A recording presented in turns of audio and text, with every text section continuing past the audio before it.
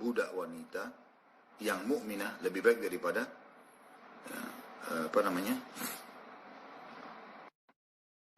wanita kafirah, walaupun wanita kafir itu membuatmu kagum karena kecantikannya. Dan terakhirnya Allah SWT mengatakan ulaika yaduna ilan nari wallahu yadu ilal jannati wa maghfirati bi'idni.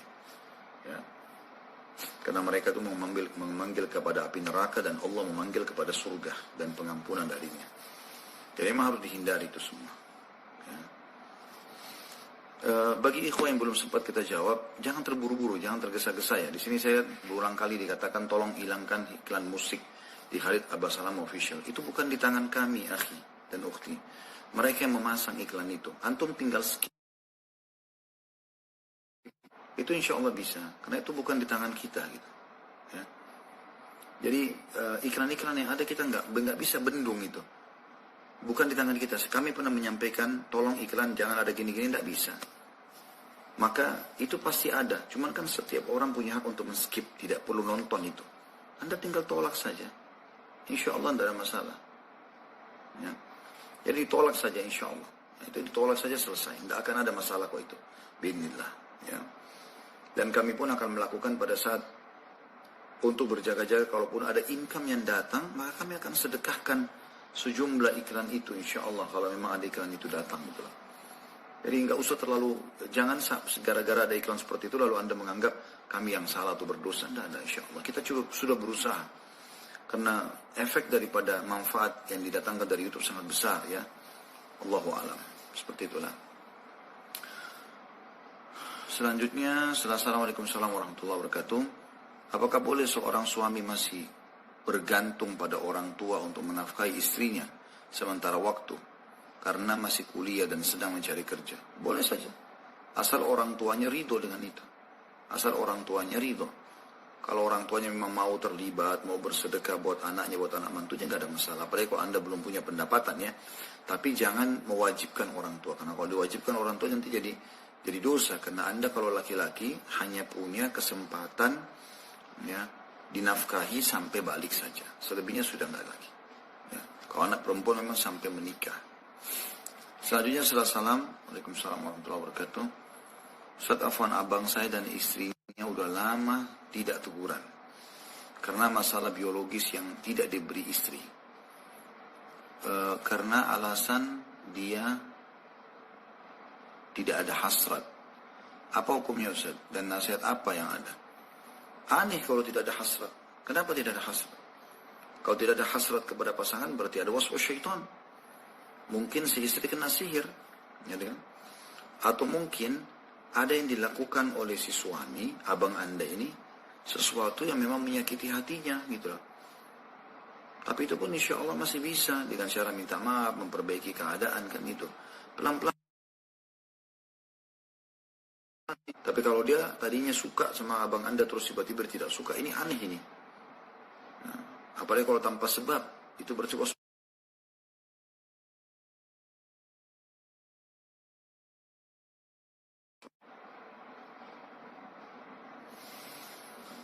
Assalamualaikum warahmatullahi wabarakatuh. Apa hukumnya jika malam beribadah dan siang istirahat? Gak ada masalah. Boleh-boleh saja itu. Insya Allah. Setahu saya gak ada masalah insya Allah. Yang penting Anda jangan sampai kelewatan waktu sholat gitu kan, atau kehilangan waktu sholat yang sampai lewat, keluar dari waktunya. Assalamualaikum warahmatullahi wabarakatuh. Bolehkah sering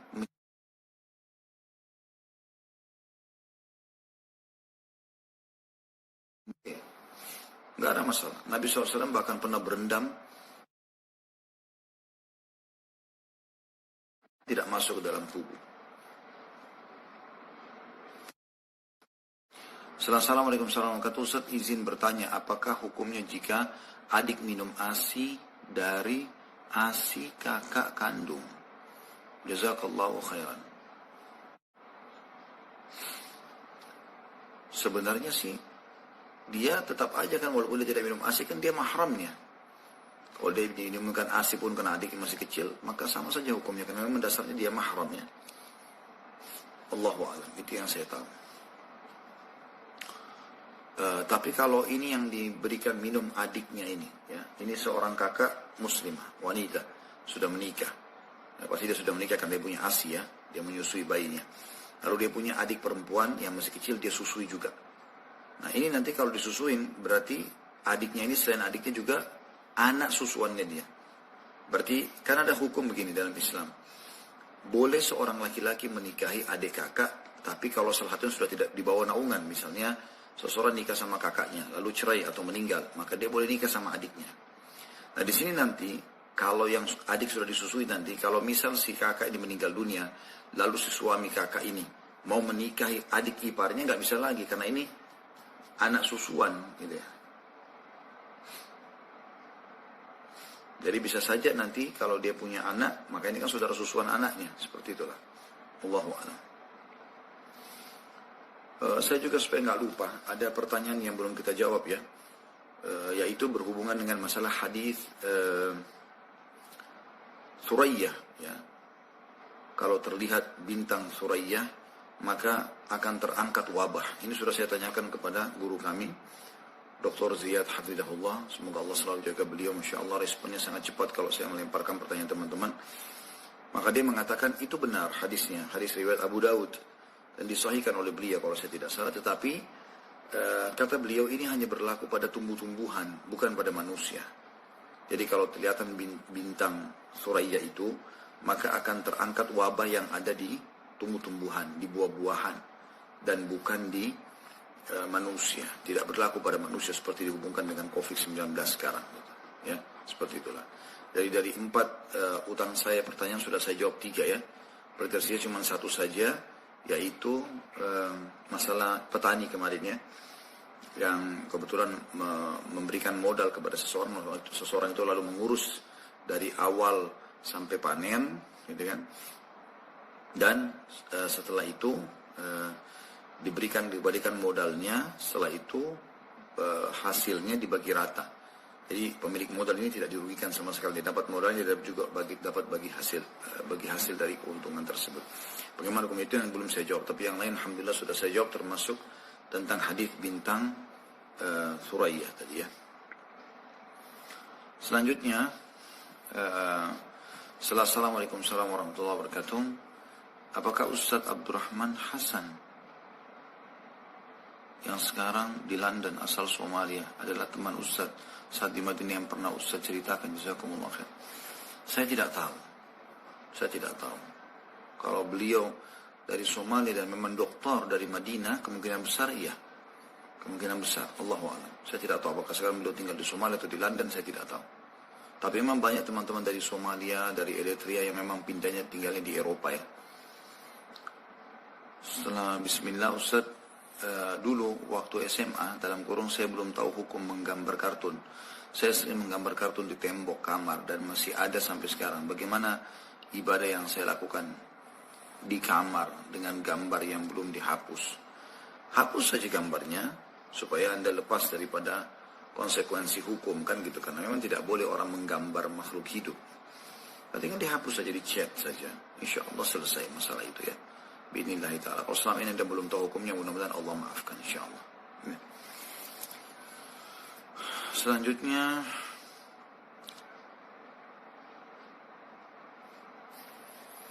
Ustaz, aku cinta Ustaz karena Allah. Semoga Ustaz dan keluarga selalu dijaga Allah subhanahu wa ta'ala. Ahabbakallah wa ahbabtana fih. Semoga Allah mencintai Anda sebagaimana Anda mencintai kami karenanya ya. Itu sunnah Nabi SAW untuk kita ucapkan ya. Kalau ada orang yang mengucapkan itu, dan ini memang sunnah Nabi SAW untuk sering kita mengucapkan kepada saudara kita kalau kita menganggap baik padanya, kita mengatakan inni uhibbuka fillah, atau aku mencintaimu karena Allah. Selanjutnya saya pindah ke Instagram dulu. Saya pernah bertanya bagaimana hukumnya jika membaca Quran tapi hanya Latinnya, karena dia belum bisa baca Arab. Begitu juga dengan ibu mertua saya Ustaz. Anda boleh saja baca, tapi saya tidak tahu apakah dengan membaca Latin yang tadinya keluarnya Arab itu berarti mendapatkan pahala sebagaimana Anda baca huruf tulisan Arabnya. Allahu a'lam. Mudah-mudahan innamal a'malu binniyat. Semoga Allah SWT berikan Anda sesuai dengan niatnya insyaallah ya.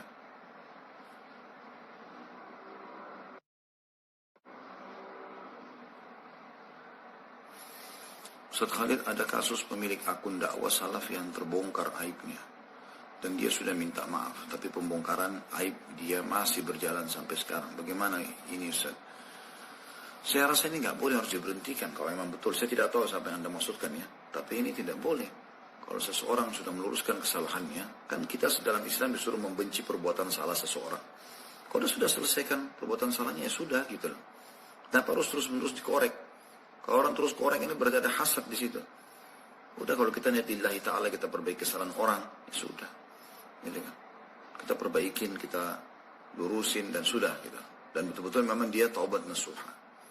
Kalau nanti dia terbongkar lagi, ternyata melakukan lagi kesalahan yang dia ulangi lagi, maka itu boleh ditahdzir, boleh diingatkan umat tentang masalah orang ini ya. Assalamualaikum warahmatullahi wabarakatuh. Apa nasihat bagi pemuda yang ingin menikah tapi masih kuliah? Menikah. Bismillah, menikah. Nggak ada hubungannya sama sekali menikah dengan prestasi dunia. Kalau Anda bilang, tapi kan Ustaz saya masih dibiayai oleh orang tua, ya bicara sama orang tua, sampaikan baik-baik. Saya ini, misal kalau Anda ketakutan, khawatir jangan sampai terjerumus dalam perbuatan maksiat, misalnya zina dan sejenisnya, maka Anda bilang sama orang tua baik-baik. Tapi kalau Anda masih bisa sabar, nggak ada gejolak syahwat yang mungkin bisa merusak akhlak dan iman, maka tidak ada masalah, sabar aja dulu. Tapi kalau memang Anda merasa sudah terganggu, maka menjadi wajib hukumnya, maka menikah saja. Lalu saat saya tidak punya modal, ya cari menikah dengan orang-orang yang kira-kira bisa sejalan dengan Anda. Dengan kiat dua. Yang pertama, Anda minta doa kepada Allah Subhanahu wa Ta'ala. Sujud. Apalagi ini malam ganjil, malam ini ya. Malam yang kita harapkan masuk dalam salah satu dari malam-malam Lailatul Qadar yang kemungkinan bisa terjadi ini, atau mungkin malam 27 lusa, hari Selasa nanti. Dan terakhir nanti adalah hari Kamis ya, tanggal 29 gitu kan. Sekarang tanggal malam 25, lusa hari Selasa malam 27 ya, malam 29 adalah hari Kamis ya. Ini jaga baik-baik, berdoa kepada Allah Subhanahu wa Ta'ala. Sebentar bangun sahur, berdoa kepada Allah Subhanahu wa Ta'ala. Minta ya, supaya Allah Subhanahu wa Ta'ala mudahkan. Itu yang pertama. Yang kedua, maka coba kalau di kota Anda agak sulit, saya tidak tahu yang bertanya dari mana, tapi kalau di kota Anda agak sulit,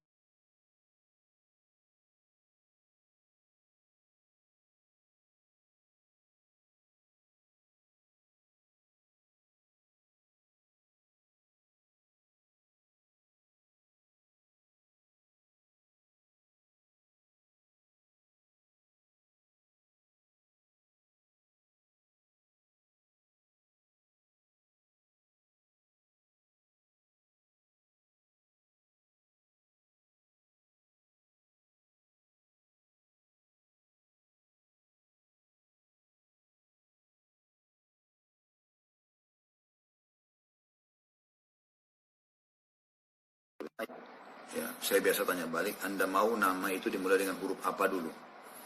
Ya, dimulai huruf apa? Kalau dimulai dengan huruf alif misalnya, A, ya, Anda bisa pakai namanya sahabat Nabi yang mulai Usaid bin Khudair, Usaid saja. Salah satu sahabat Nabi yang terkenal dengan kegagahannya, keberaniannya, dan salah satu tokoh masyarakat di Madinah, dan juga dia yang pernah membaca Al-Quran, kemudian malaikat datang mendengarkan bacaannya, dan Allah karunia saya 2 orang anak laki-laki, salah satunya saya namakan Usaid karena kagum dengan beliau misalnya ya. Maka ini bisa. Kemudian Anda ingin huruf apa misalnya ya. Tentu di sini banyak sekali ya yang bisa digunakan nama alif ya, Usaid, kemudian Uwais ya. Uwais itu tabi'in ya, tapi dia afdal tabi'in ya. Dia hidup di zaman Nabi SAW dan dia beriman pada Nabi SAW. Kemudian juga ada As'ad ya. Itu juga termasuk nama yang baik. Insya Allah menggunakan A misalnya. Kemudian Anda mau memulai dengan huruf apa lagi gitu. Ya, misalnya nama Anda sama nama suami, nama istri misalnya ya. Siapa saja, karena banyak nama. Kalau Anda mau nama-nama unik, masih ada yang belum dipakai atau jarang dipakai seperti Qa'qa'ah. Ini salah satu mujahid yang luar biasa, terkenal dengan keberanian, dan dia yang sempat memporak-porandakan pasukan Romawi di tahun 15 Hijriah pada saat menyerang negeri Syam, bergabung sama pasukannya Khalid bin Walid. Kemudian dia ditarik oleh Umar bin Khattab, disuruh membantu melawan Persia ya. Dan dia termasuk yang menaklukkan gajah-gajahnya Persia yang tadinya menjadi pasukan inti, seperti itulah. Nah, ini Qa'qa'ah. Nah, Kemudian ada juga sahabat Nabi yang masih jarang dipakai, namanya Julaibib. Julaibib, ya. Julaibib ini pernah berperang dan ditemukan jenazahnya mati syahid radhiyallahu anhu. Itu tentu badannya kecil ya, sebenarnya badannya kecil sekali. Terkenal dia badannya sangat kecil, mungil. Tapi Masya Allah ada sekitar 7-8 orang kafir di sekitarnya yang berhasil dia bunuh dan dia kalahkan. Waktu Nabi SAW dia jenazahnya, Nabi SAW langsung merangkulnya sambil mengatakan, Julaibib bagian dari aku dan aku bagian dari dia, ya, yang bisa Anda pilih gitu. Tapi kalau Anda mau nama-nama yang sudah masyhur di kalangan sahabat, kan ada Abu Bakar namanya Abdullah, ada Umar, ini Ain semuanya ya. Kemudian Utsman, Ain juga, Ali juga Ain. Jadi keempat Khulafaur Rasyidin dimulai dengan Ain itu.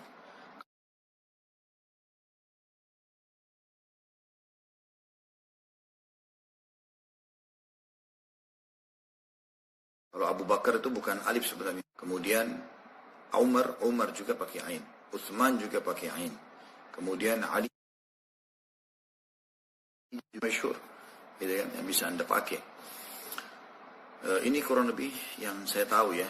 Kalau Anda juga mau nama-nama para syuhada, ada kan paman Nabi Hamzah, kemudian subhanallah Mus'ab, ya, itu juga termasuk syuhada yang meninggal di perang Uhud. Kemudian Amr bin Jamuh, tapi Amr saja namanya ya. Itu juga termasuk insyaAllah salah satu syuhada yang mati syahid walaupun kakinya pincang, tapi beliau termasuk yang terbunuh mati syahid di perang Uhud ya. Kemudian juga kalau Anda mau nama-nama yang lain cukup banyak ya, cukup banyak sebenarnya nama sahabat yang sangat masyhur dengan kesolehannya, seperti misalnya Anas bin Malik, kemudian Usama bin Zaid, Anas saja namanya. Kemudian ada Usama, dipanggil Usama bin Zaid. Ini juga termasuk anak-anak muda yang luar biasa yang mereka banyak menghafal hadis dan termasuk pejuang-pejuang Islam dalam agama kita ini. Itu kurang lebih. Insya Allah mudah-mudahan istri antum dimudahkan oleh Allah Subhanahu Wa Taala untuk melahirkan dengan mudah dan diberikan keturunan yang soleh dan juga patuh. Allahu a'lam. Assalamualaikum warahmatullahi wabarakatuh. Bintang Suraya itu apa? Maaf tadi saya tidak tahu, mohon dijelaskan Ustaz. Jadi ada hadis Nabi SAW riwayat Abu Dawud, kalau kalian melihat bintang Suraya, saya juga tidak tahu bintang ini seperti apa ya, tapi hadisnya seperti itu. Biasanya para penanam atau petani ini mengetahui kalau di Timur Tengah. Nah kalau dia terlihat, maka wabah yang ada atau menimpa buah-buahan atau sayuran itu akan hilang. Sekarang ini lagi, ya, entah apa itu benar atau tidak, tapi bintang itu akan terlihat dan ternyata ya berarti bisa menandakan corona akan hilang. Seperti itu.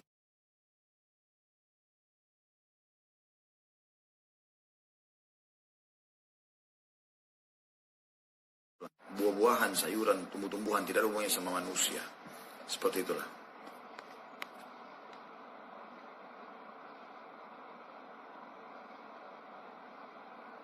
Assalamualaikum warahmatullahi wabarakatuh. Ustaz ingin bertanya, apa benar seorang ayah wajib menafkahi anaknya walaupun pasangan tersebut sudah bercerai karena anak-anak ikut ibunya? Iya, kalau ayah iya, tapi di sini dilihat dulu tapi sudah menikah ya, sudah menikah tidak ada kewajiban ayah, maka sudah tanggung jawab suaminya. Makanya kan si ayah mengatakan, saya nikahkan kamu sama anak saya Fulana binti Fulana, kan gitu. Jadi seakan-akan dia bilang, saya serahkan loh ya nafkahnya, sekarang makannya, minumnya, tidurnya, pendidikannya, pokoknya ibadahnya saya serahkan pada kamu, gitu lah ya. Jadi dia serahkan seperti itu. Maka kalau si suami mengatakan, suami anaknya atau anak mantunya mengatakan, iya saya terima nikahnya, berarti selesai. Kalau anak perempuan itu sampai menikah, maaf, tadi kalau anak perempuan, kalau anak laki-laki hanya sampai balik, maka tidak lagi kewajiban ayah membiayai. Tetapi di sini walaupun dia sudah bercerai, di sini kembali kepada keutamaan atau kebaikan jiwa si ayah tadi. Tidak mungkin kan dia biarkan anaknya, apalagi kalau sudah diceraikan jadi janda, kemudian dia tidak sibuk membiayai, sementara memang membiayai anak perempuan adalah ibadah yang sangat besar pahalanya. gitu kan. Tetapi bukan kewajiban lagi kalau sudah kondisinya seperti ini ya. Dia berusaha saja membantu semampunya. Kalau dia mampu, alhamdulillah lebih baik dia bantu. Assalamualaikum warahmatullahi wabarakatuh. Ingin bertanya, jika kita ingin melaksanakan sholat duha, namun di saat yang bersamaan ibu meminta kita untuk membantunya, mana yang harus didahulukan? Bantu ibu, karena bantu orang tua adalah kewajiban. Sementara sholat duha adalah sunnah. Gitu kan? Saya pernah subhanallah mahasiswa punya satu kenangan ini sama guru saya, salah satu guru dosen yang ajar di kampus waktu itu. Saya biasanya kalau lagi istirahat jam 9, 9.30, kadang-kadang di kampus yang sampai jam 10, biasanya setengah jam itu istirahat.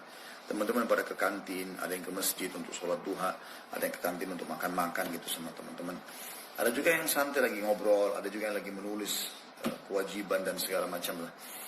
Nah, saya biasanya masuk ke musola atau masjidnya fakultas, kemudian sholat gitu ya, sama beberapa teman-teman. Tapi waktu itu, saya kebetulan lagi diajak oleh seorang teman, sehingga saya pergi sarapan sama-sama, beli sandwich waktu itu di di kantin. Kurang lebih 5 menit lagi sebelum masuk, saya buru-buru, saya ke kamar mandi, wudu, kemudian saya kembali, buru-buru mau lari ke masjid gitu kan. Nah, kebetulan masjid itu lawan arah orang kalau mau naik ke atas untuk ke kelas-kelas gitu. Kemudian kami itu di lantai 2 atau lantai 3 fakultasnya. Terus ada dosen satu yang kenal saya, Khalid mau kemana kamu? Dia lihat saya buru-buru. Saya bilang, saya mau sholat duha Syekh. Dia pegang tangan saya, dia bilang jangan. Terus saya terdiam saja, lalu dia jelaskan. Dia bilang, kamu sholat duha hukumnya sunnah. Tapi kamu punya akad dengan kampus ini, diberikan beasiswa untuk kuliah. Dan nuntut ilmu adalah wajib. Kecuali kalau kau gunakan di waktu lowongmu silakan. Tapi di waktu kamu terikat akad begini nggak boleh. Apalagi ini adalah kewajiban untuk ilmu wajib, sementara sholat duha adalah sunnah.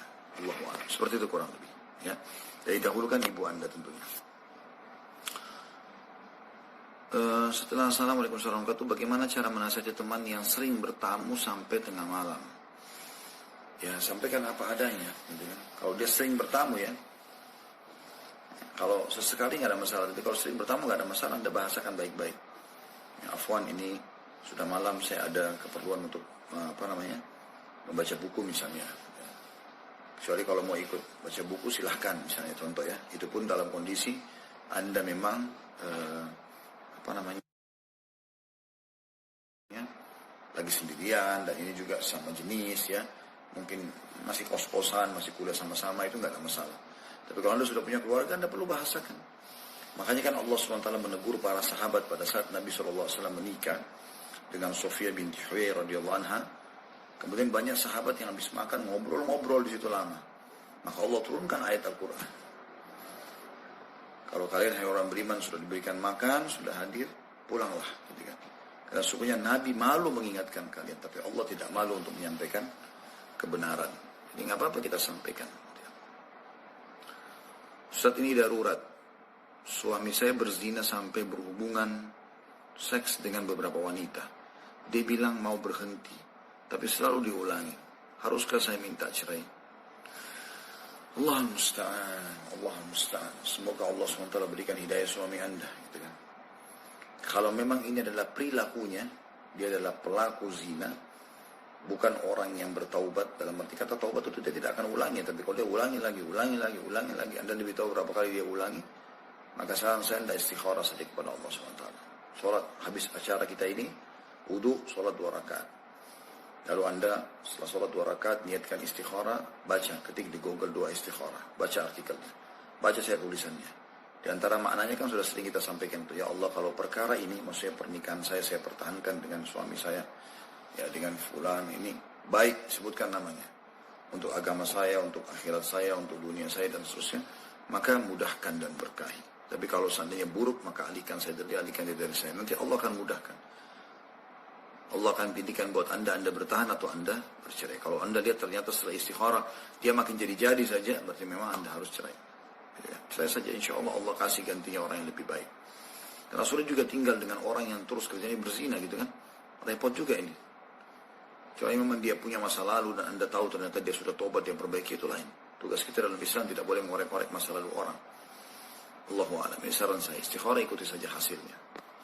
Tapi kalau ternyata setelah istikharah dia berubah menjadi lebih baik, ya sudah.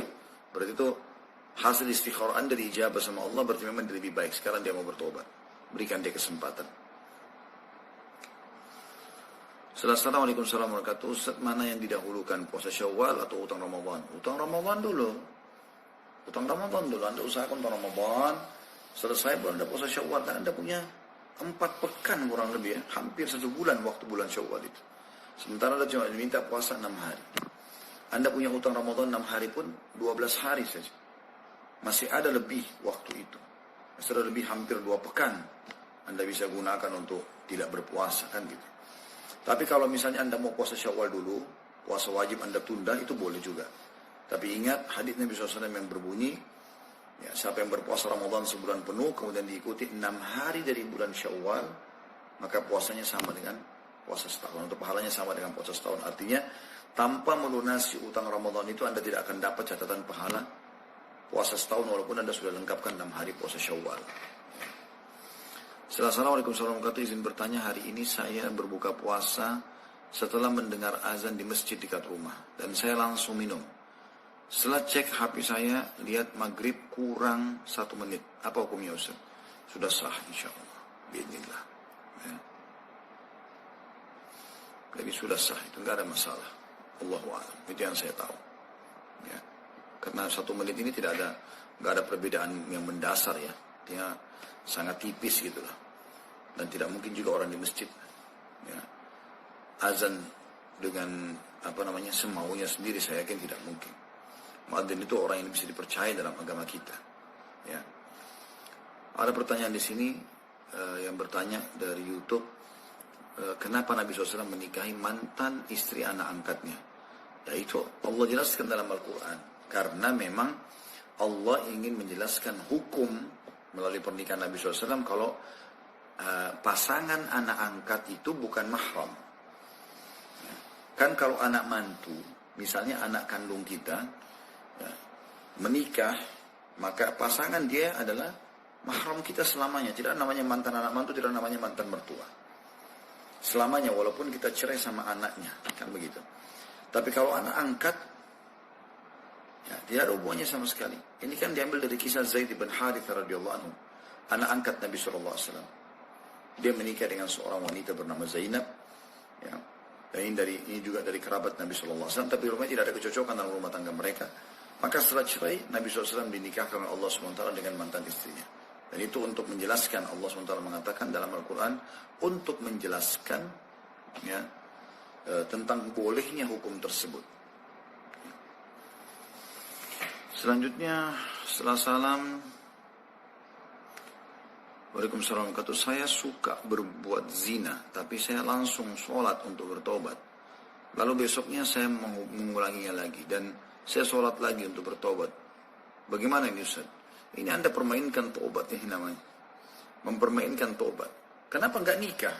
Kenapa harus zina? Menikah, gitu ya. Zina ini perbuatan yang menakutkan jiwa, merasa tidak tentram. Jadi, kalau Anda pernah lakukan pun, Anda taubat nasuha, maka pastinya taubat nasuha itu akan menghadang kita untuk mengulanginya, kan begitu. Tapi kalau Anda ternyata kembali mengulanginya, ini aneh ini. Aneh ini. Kenapa bisa Anda mengulangi? Bukankah pada saat selesai berzina ada rasa penyesalan, terbukti Anda mau sholat kan? Rasa penyesalan itu adalah peringatan dari Allah Subhanahu Wa Taala. Kenapa harus ulangi, apalagi besoknya langsung? Ini menandakan taubat Anda belum nasuha. Anda menganggap prima, Anda menganggap sudah gampang lah saya zina, saya nanti gampang saya sholat. Nggak bisa begitu. Oh, saya sudah terlanjur suka pasangan saya, Ustaz. Nikahi dia. Nikahi. Dan sekarang kalau belum bisa nikahi, berhentikan hubungan. Tidak boleh. Karena Allah SWT mengatakan dalam Al-Quran, A'udzubillahi minasyaitonir rajim, wala taqrabuz zina. Jangan dekati zina itu. Kan dilarang sama Allah SWT. Semoga Allah maafkan yang lalu-lalu. Tapi kalau Anda membahasakan ini, hari ini buat zina, Anda sholat tobat. Besok buat zina lagi ternyata. Sholat tobat lagi. Besok lagi, berusaha lagi begitu. Anda permainkan ya tobat ini. Tidak bisa tentunya. Ya. Harus bertakwa kepada Allah SWT. Ada orang berbuat zina sekarang. Mungkin dia terjerumus 5-10 tahun yang akan datang pada saat imannya betul-betul lemah. Tapi selama itu dia bertahan, dia tidak akan mau berzina. Karena dia tahu itu adalah menjijikkan misalnya bagi dia. Masuk akal. Tapi ini pun tentu jarang terjadi ya. Tapi kalau ini hari ini berzina tobat, terus besok lagi lakukan lagi. Ini luar biasa. Ya, Anda harus muhasabah. Mungkin Anda mempermainkan tobat itu. Maka jangan bayangkan kalau Anda meninggal pada saat itu bagaimana pertanggungjawabannya di hadapan Allah Subhanahu wa taala. Allah musta'an. Menikah akhi. Assalamualaikum warahmatullahi wabarakatuh. Ustaz, gimana hukumnya orang berpuasa tapi mimpi basah? Nggak masalah. Nggak batal insya Allah. Nah. Jadi tidak batal insya Allah. Jadi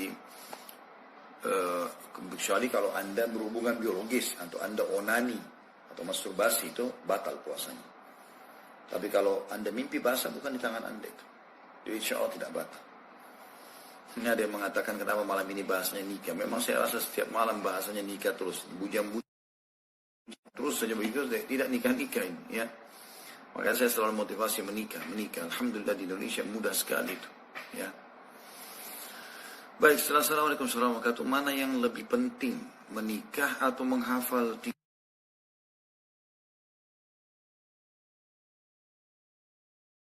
Kalau keadaan Anda menikah itu ya, sudah menjadi wajib karena takut dalam zina, maka menikah sambil menghafal Quran dalam masalah. Dan usahakan cari nanti istri yang mendukung itu. Istri yang memang dasarnya dia mau ikut program hafal Quran. Bila misalnya saya mau hafal Quran, saya udah berjalan setengah juz nih, saya mau 30 juz, bisa nggak sama-sama saya dukung? Cari sekolah-sekolah tahfidz Quran, ada hafidhah Quran, berteman atau menikah sama mereka, itu yang benar ya, sehingga program Anda terpenuhi. Tapi kalau belum darurat, hafal Quran dulu, tidak ada masalah.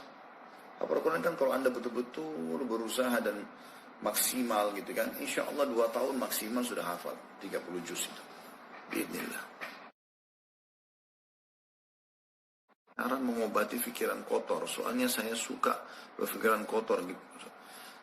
Jauhi tontonan yang didengar, ya, bacaan yang mengundang pada syahwat. Jauhi.